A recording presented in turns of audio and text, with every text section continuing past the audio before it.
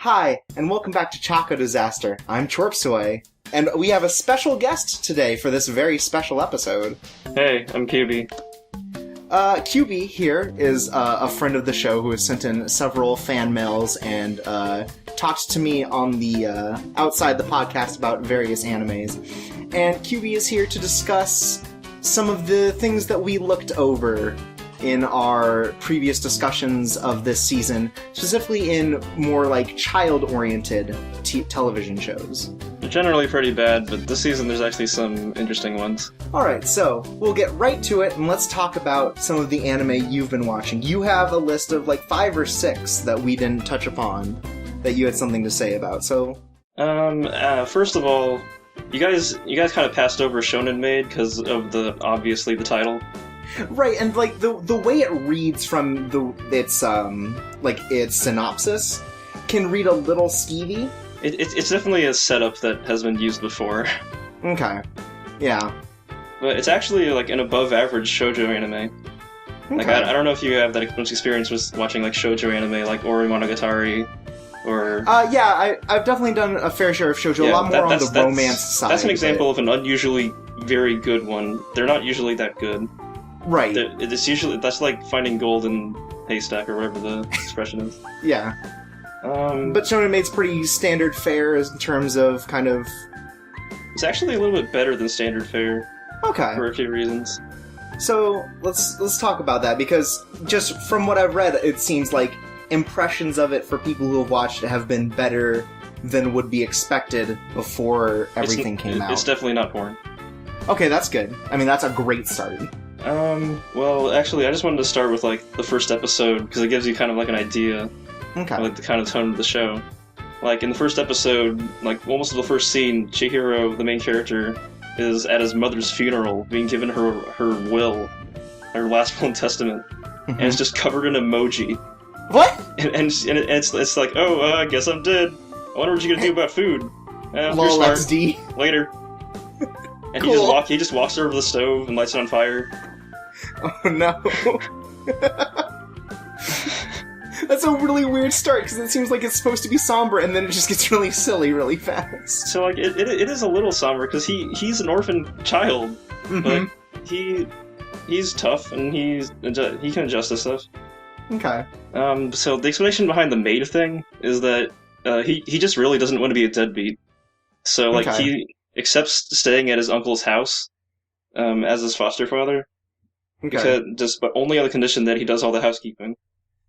And his uncle happens to be a fashion designer, and he gives him an experimental outfit for a uniform, and Chihiro just doesn't really give a shit, as long as it doesn't hinder his cleaning, so he just wears it. Okay, so it's just more of, I made this outfit, you might as well wear it, rather than, like, this is something I specifically picked out for you. It's more for comedy than perversion shit, or, like, yaoi reasons. Right. Like, it's actually pretty interesting halfway through the show, because... Like, he's just gotten used to wearing it at this point, and everyone all his friends, at first he was afraid of them finding out, but then he just explained, oh, it's my uniform, and they're just like, oh, okay, that's kind of weird. But cool. Yeah, but he actually, in a recent episode, he just goes out into town and gets groceries like that, and people actually just give him free food and say, like, hey, nice outfit. And he was like, cool, free shit. I should do this more often.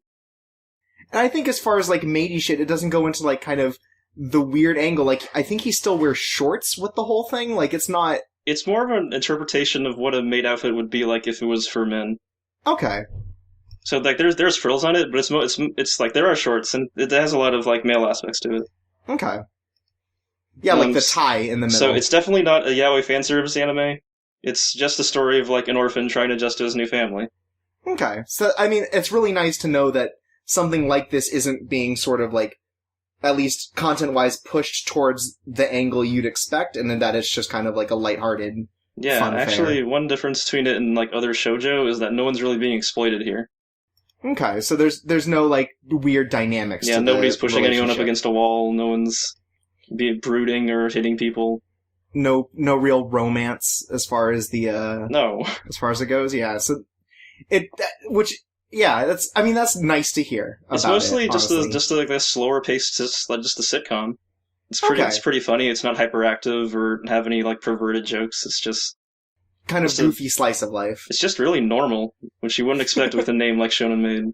Yeah, you'd expect it to be definitely a lot more like overreactions and kind of. Yeah, like in the latest few episodes, like the last episode, there was parent visitation day at his elementary school, and he was worried if his uncle would show up or not. He would get lost on the way there, maybe. Huh. Another episode, his uncle brings home a cute dog, but he's allergic to dogs. Oh. It's just normal situations. Huh.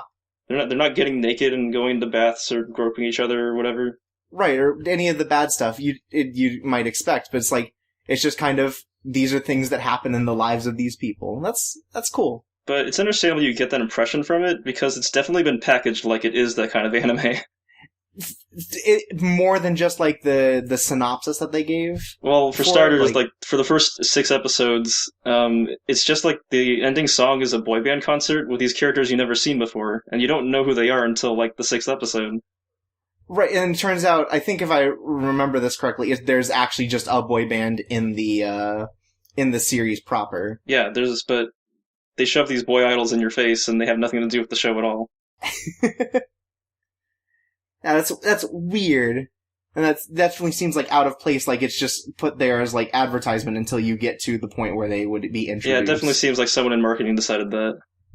Yeah, and I mean, I guess since it's based off something else, people who are going in knowing the original manga might know who these characters are, but it's definitely weird from an outsider's perspective.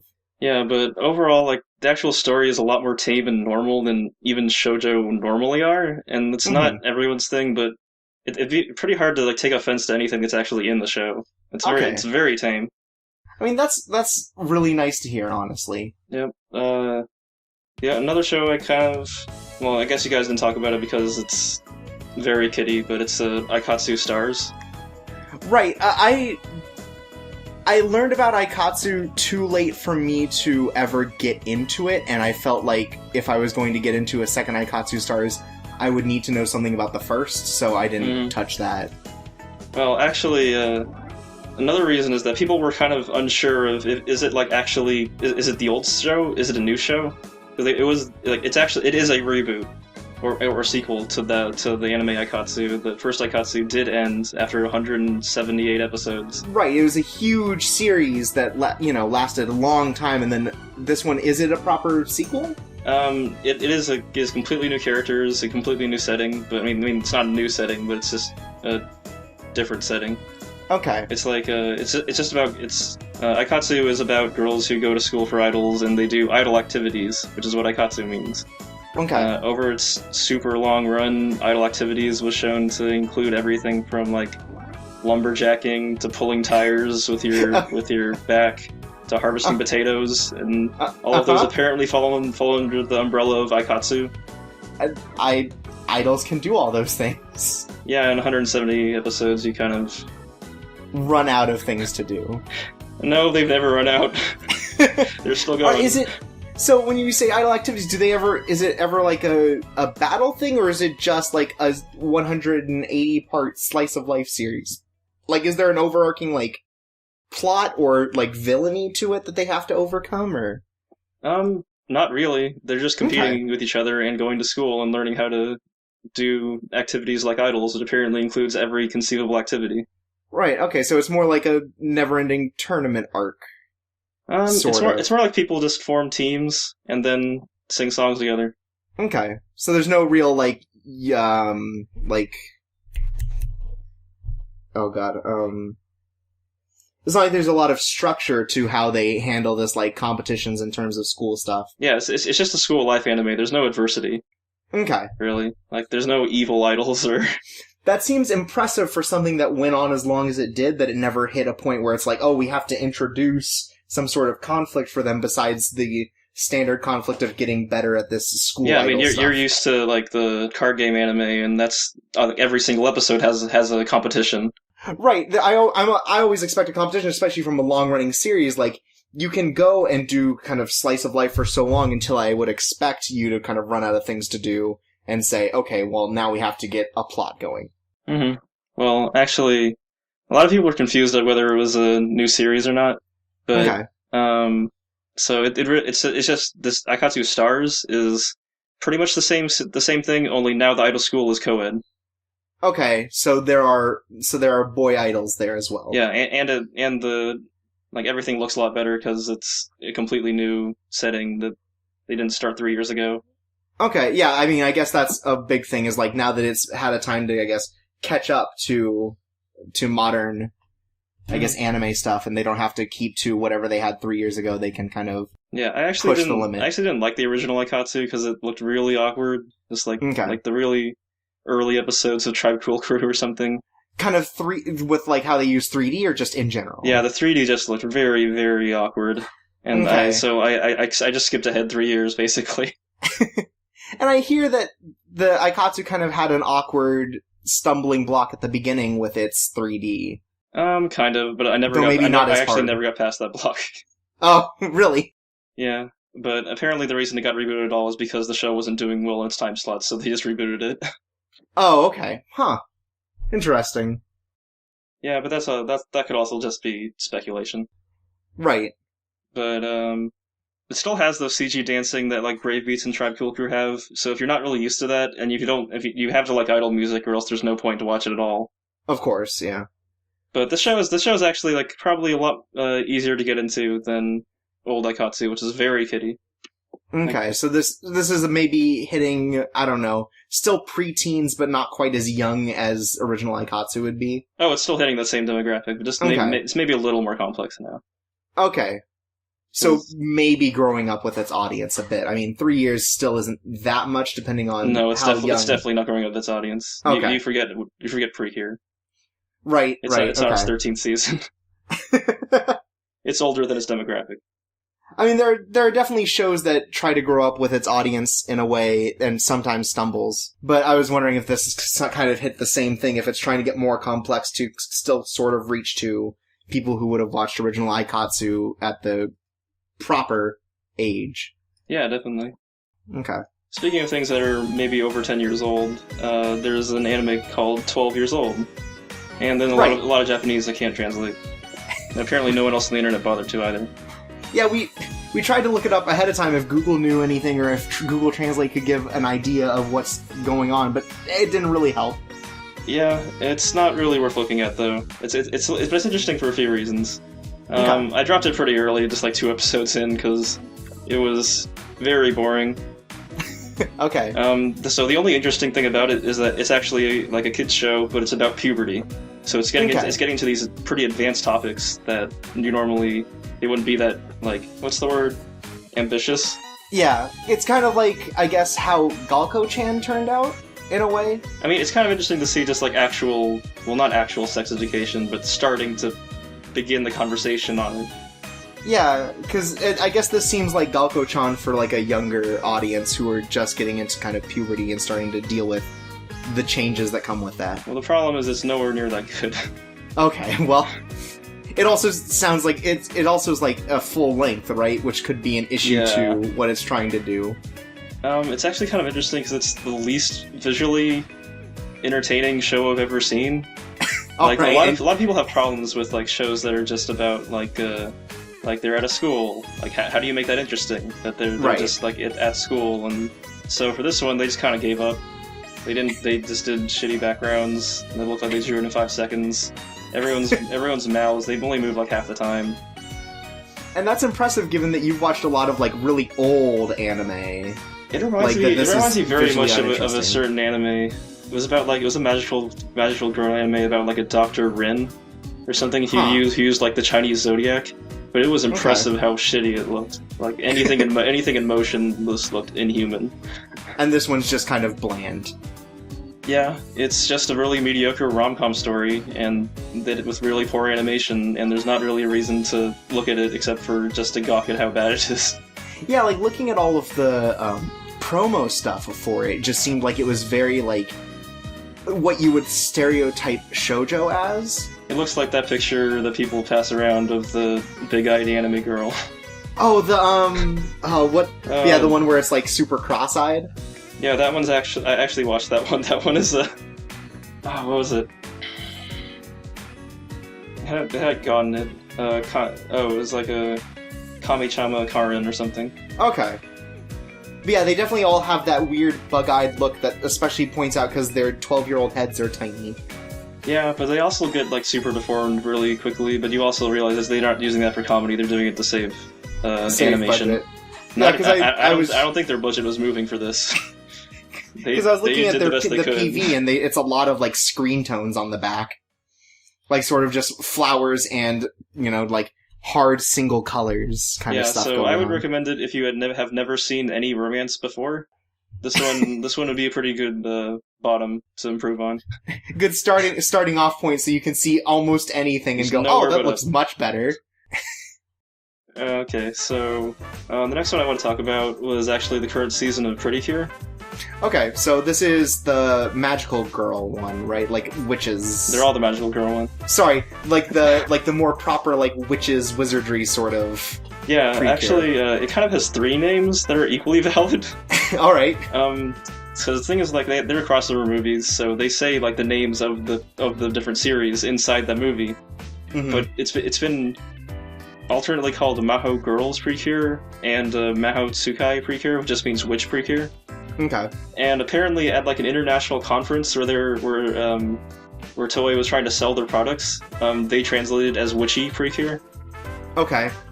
So the weird thing is that almost every single Precure season has an English title, besides the first one. Right, because they're all like Smile or Fresh. Smile, Fresh, yeah, those ones. Mahou Girls is not... It's kind of like in between.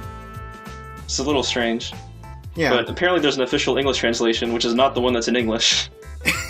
Huh. Well, anyway, besides the name, it's actually a pretty great season. With a lot more variation in setting and tone than a usual season of Precure. Like, they normally stick to 1 or 2 settings.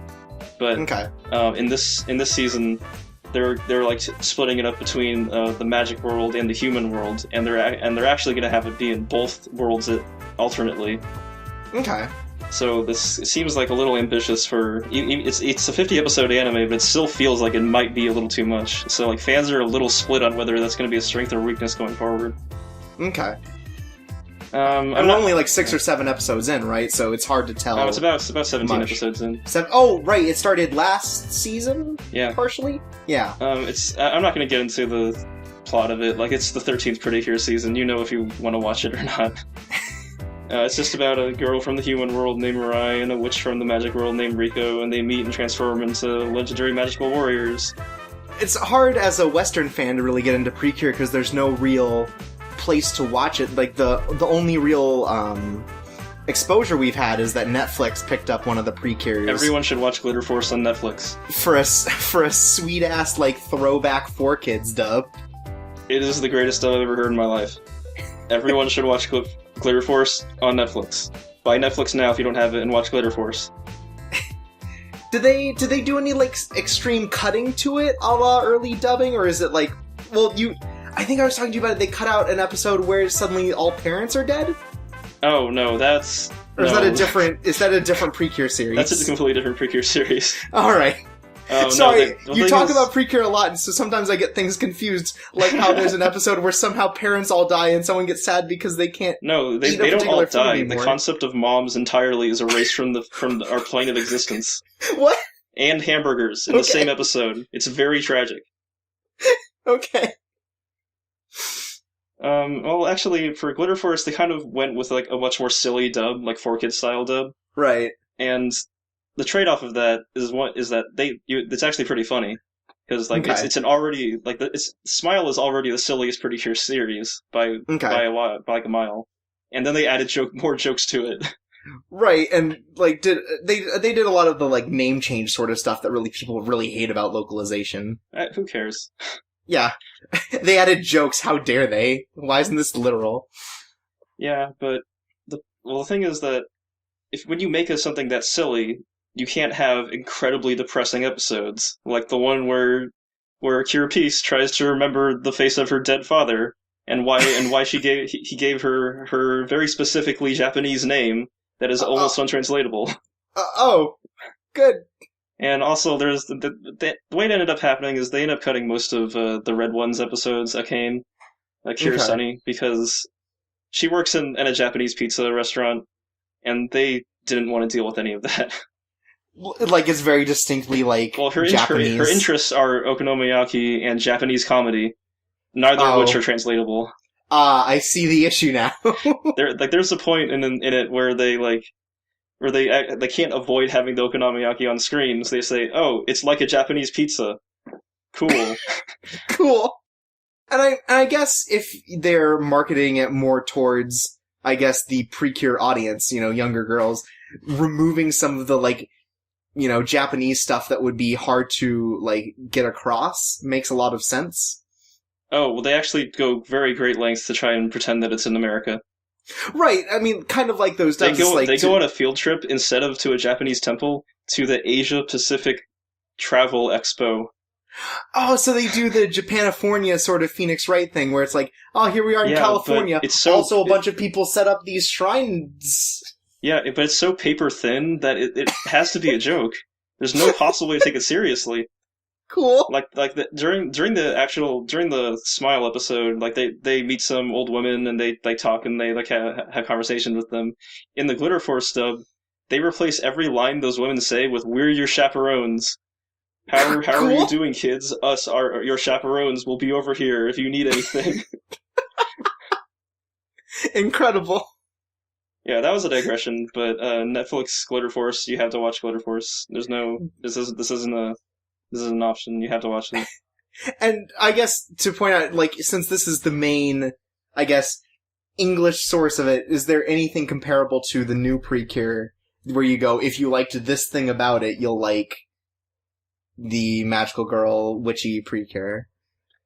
Smile is around the point where it starts getting more modern style, which is why they started dubbing it here. They actually dubbed the original Precure, but that was in 2006 or 2005 or something. Okay. So they wanted to have the more modern style, and this is definitely a more modern style of show. Okay. It's actually Witchy Precure is actually pretty different from Smile. Like, Smile's problem was that it was a little not deep enough. Okay. But it seems too goofy. Yeah, but it seems like Witchy Precure might be going a little too far in that other direction. Okay. Because in between has been Princess, right? Mm-hmm. Actually, Princess Precure is probably a better one to start on than Witchy Precure. Okay, I've heard a lot of good things about Princess Precure. It's actually it competes with Heartcatch for the strongest season overall. Okay. So there's just an issue so far you see between both Sweet and the Witchy one, that there's just kind of an issue with balance of tone? Not Sweet. Sweet's a different season, actually. Sorry, I'm getting all these together. Glitter Force. But, like, it seems like what you're saying is there's definitely a balance issue in terms of if it wants to be too serious or too goofy. It's not really an issue, but... Okay. And the Glitter Force dub itself, definitely, yeah. For Smile Precure, it didn't really have that... Smile's the one, not Sweet. Okay, got it. Yeah, Smile was weird, because it had some of the strongest single episodes, but the overall plot was, like, not very interesting, actually. Okay. Like they didn't really bother to make a real overarching plot. Okay. Because they were more focused on making it silly, and they succeeded in that respect. Okay. You should probably cut this entire section. No, it's going all in. Everyone needs to know about Precure. Well, I wanted to end this on a good note, and turns out that Sailor Moon Crystal reboot that you might have remembered, that you probably looked at maybe one episode or a few screenshots of, and it looked really sloppy and bad. For the third season, the Infinity arc, also known as Deathbusters, Toei stepped the fuck up. Deathbusters is a good name, by the way. Yes, it is. I remember watching the first couple episodes of Sailor Moon, and it's just like, it seemed very stilted and sort of like too enamored with the original art style for it to not seem kind of disjointed and kind of messy and stiff. That's interesting that you'd bring that up, because that's almost kind of one of the things that's good about the new season. It's just but with a modern perspective, it seems like it's a much better fit for it. Maybe, and I think part of that is just what I learned later is that the first 2 seasons were web anime, and because they weren't being put on TV, it was a much lower. I guess they put a lot newer people on the staff, and they also gave a lot less money to it for production. I don't know. Or at least I don't know if my understanding is that. I don't know if that's entirely how that works, but that seems plausible. I at least know that that Deathbusters is the first time it's been on TV. Yeah, there's some stuff that's a little more important than that, though. Namely, they completely changed the director. Oh, that'll be a big one. Yeah, they replaced the director and moved him to character designs and put Chiaki Kan, one of the few women directors in anime, actually. Okay. And had her do Sailor Moon Crystal 3, Season 3. Alright. So they also brought several animators who worked on Precure. So something that was missing a lot in the first 2 seasons of Crystal were the silly Sailor Moon faces that everyone remembers from their childhood. Right, and they're back, they're back and stronger than ever. And I feel like some of that went into Precure, because I know that there were a number of Sailor Moon animators on Precure for a while, or at least Princess. Yeah, that's also kind of why Princess was so good. And you can definitely see several comparisons of like mouth shapes during comedy scenes that look exactly the same between really old Sailor Moon and last year's Princess Precure.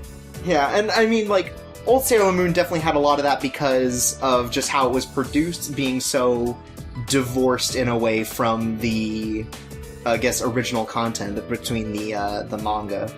Because they had to add a whole bunch of stuff for the fact that it was serialized. Mm-hmm.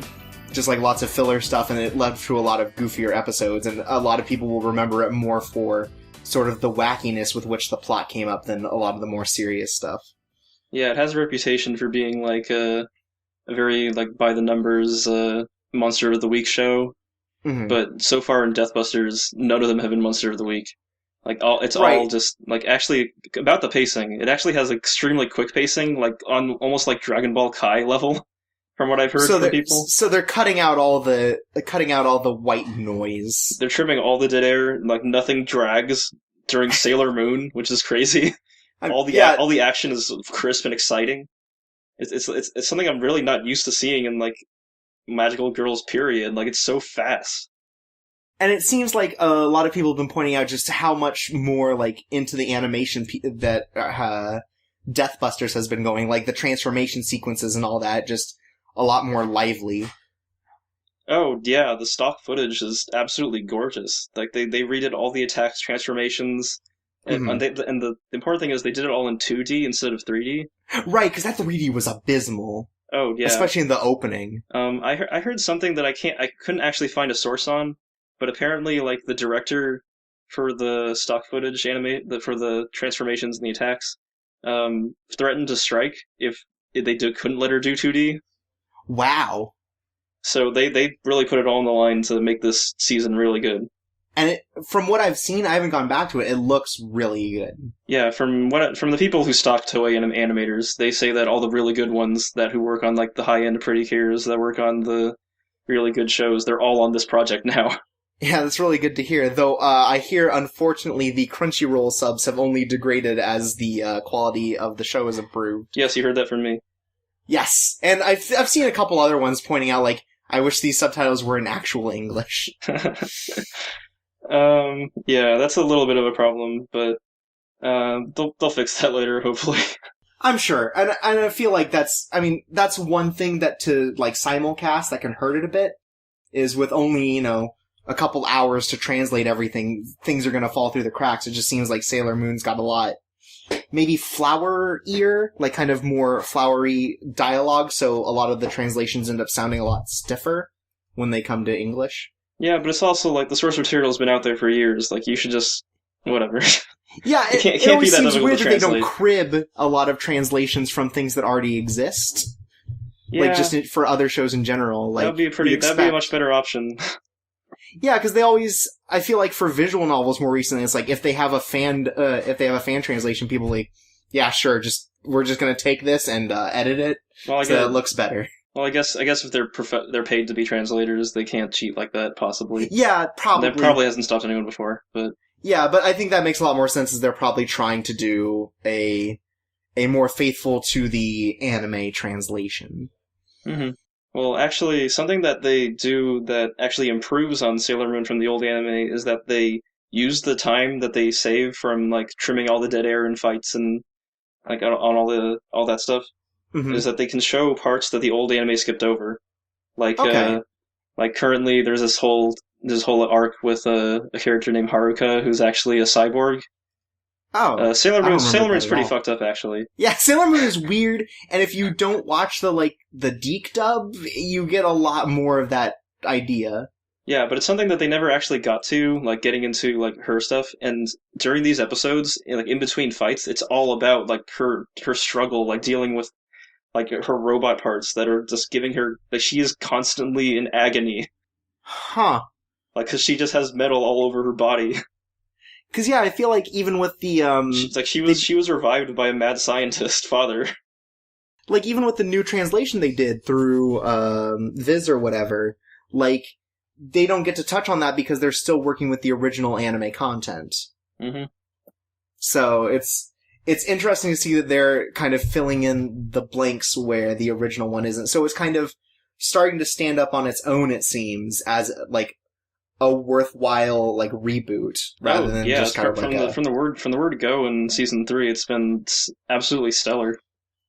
Like, yeah, and that's exciting to hear. I would definitely recommend all of, like, starting from, like, there's only, like, 8 episodes out right now, but, like, starting from Deathbusters, it's incredible.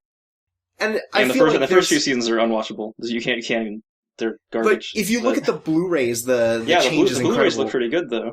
But it would be hard for you to find access to those in a way that would, like, make it easy for you to watch them. And I feel like Sailor Moon is the sort of thing where, even if you haven't seen it, you've at least heard enough about it to be able to kind of fill in the blanks where you would need to.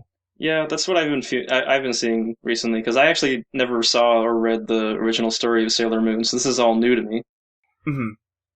But I definitely didn't feel like I needed to look back. Yeah, like, there aren't a lot of things that you're missing. You're missing, like, Chibiusa holding a gun to her mom's head. Like, there's like, weird-ass shit like that. That's, like, as a single moment, you go, oh, holy shit. But, like, as a whole, you can kind of skip a lot of it and still get the same idea. Because Deathbusters is also where a lot of people talk about the plot getting really good, because that's where it introduces, like, the Outer Scouts and gets more into these other characters that help fill out the cast more. Yeah, and you normally, like, if Crystal had kept going at its pace, you would have expected it to be like with a larger cast, they would have spent more time on dead air and stock animation and reaction to shots like Dragon Ball Z. But they actually have, like, just stepped up and made all these scenes really crisp and really compact and to the point. Mm-hmm. In a way that I've almost never seen in any Magical Girl anime. Like, it's comparable to, like, how fast Madoka is. Like, how much stuff happens in each episode of that show. And I mean, that's sort of true because they had to shove all that content into 12 episodes. Yeah, so I'm actually seeing some people on Twitter being a little questioning, like, how long is this going to be? They've rocketed through all the source material. Yeah, I don't know, because there's still, I think, more for them to go through. Like, there might be another season's worth of content, depending on how they handle the rest of it. But who knows? Yeah, but, well, Sailor Moon Crystal Season 3 is extremely good, and it's worth watching. And that's honestly the best thing I could hear, because, like, I remember really liking Sailor Moon as a kid, and going into Crystal is like, well, I haven't experienced Sailor Moon in forever, so this would be a good way to jump back in, I guess, and being so disappointed, I'm glad that Season 3 is a good enough starting point that you could get all the good parts of Sailor Moon in. Yeah, definitely. And, you know, being able to show all the gay stuff. Well, because that's the thing going back through, I found some stuff of the dub, and it's like, that all gets cut out, and a lot of weird edits get made to that content. Like, you miss out a lot of stuff than just, like, the subtext like that, so... Yeah, I've heard some things about Sailor Moon's dubbing, how awkward it was. There's still... I remember one particular line from the Wikipedia page that was like, if anything, it made it way worse because it implied they were cousins, but it didn't fully remove like their affection for each other. Yeah, no, they do like the sparkle tones, so and they're like looking at each other. It made a tone of incest that wasn't there before, and arguably made it much worse. Yeah, and just like they made the whole thing a lot goofier, I think, to sort of play off that. Like, there's a point where I think, what is it? It's Sailor Moon and Mamoru are kissing. And it turns out it's like, oh man, do you have like gum in your mouth? This feels like a brick. I can't get unstuck. Like, they try to make everything about it goofy, from the romance to the serious drama to everything. It's weird. Wow, maybe I should watch the original Sailor Moon dub. That sounds amazing. There are moments to it that are really great because it's also very, very 90s. Like, they say things like bodacious hunkster to refer to dudes. I definitely need to watch the show. And things like that. The dub dialogue is so weird, and like, I think someone calls someone a tuna melt as an insult. There are very charming moments that dub that are very obviously a product of its time and not representative of the material, but has its own charm that basically makes it its own show. Realistically, if you watch the Deke dub of Sailor Moon, you're watching a different show. Yeah, that sounds amazing. It's fascinating going back to it, because they also, like, because of how much content they cut, at the end of every episode is like, Sailor Moon says, and it's like a short like PSA about the episodes, like, don't act like me, Sailor Moon, and fail all your tests. Do good about studying and going to bed on time. So yeah, there are cool moments to it, but it's glad to hear that the Crystal has, like, gotten over its awkward starting hump and reached a point where it's starting to get really good. Well, that's the last show I wanted to talk about, so thanks for having me on and let me talk about some shows that you guys might have missed with your initial assessments. Yeah, I think it's really good to hear alternative opinions on certain shows, even if it's like, oh, it turns out we were right to, like, ignore this show. Like, it's nice to hear, like, oh, you know, this is kind of what this show is actually about, since the synopses aren't always the best at, like, presenting the actual plot of a show. So yeah, it was great to hear from you. Thank you, QB, and it's always great to have you writing in to the podcast and supporting us from the bleachers. Yeah, anytime. And also correcting us every time we fuck up some information about Precure, like I always do. Obviously. Look, if no one's gonna correct me, how can I get better at knowing everything about anime? As the world's only anime podcast. Only one. We need to be able to give the facts to people, and only the facts. So everyone should watch Netflix, Glitter Force. Yep, that's what we got from this. Glitter Force on Netflix. And maybe check out Sailor Moon Crystal too, as well. Alright, well, I've been ChorpSaway. QB. And just thank you for joining us for this bonus episode where we talk about some of the animes we didn't watch before. See you at the end of the season to tell you about how these things turned out. See you later, guys.